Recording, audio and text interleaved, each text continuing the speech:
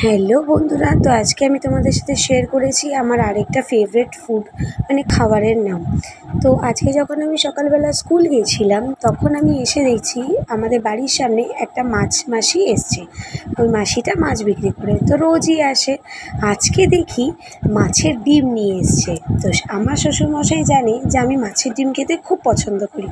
তো মাছের ডিম আনার সাথে সাথে আমি প্রতিবার যতবারই ডিম কিনি আমি ডিমটাকে বেসন দিয়ে, পেঁয়াজ কুচি করে, লঙ্কা কুচি করে, হলুদ দিয়ে, নুন দিয়ে ভালো করে মেখে ফাটিয়ে দিই। তারপরে আমার শাশুড়ি মা সেটাকে ভাজে। তো কথা মতো তোমরা দেখতেই পাচ্ছ ডিমটাকে আমি সুন্দর করে মেখে দিয়েছি হলুদ দিয়ে, বেসন দিয়ে, পেঁয়াজ কুচি আর লঙ্কা কুচি দিয়ে।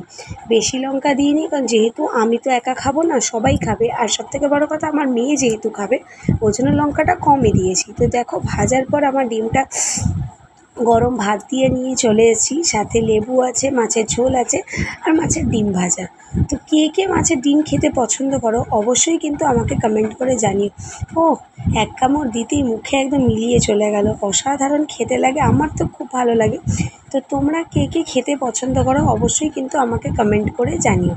আমার তো খুব ভালো লাগে। তো দেখো ডিমটা দেখেই তো লোভ লাগছে, আর আমি এই দিয়েই শুধু ভাত খেয়ে নেবো, আমার আর অন্য কিছু চাই না। ডিম ভাজা হলে আমি আর অন্য কিছু চাই না, আমার এতটাই ভাল লাগে। বিয়ের আগে থেকেই আমার ডিম ভাজাটা খুবই ফেভারিট।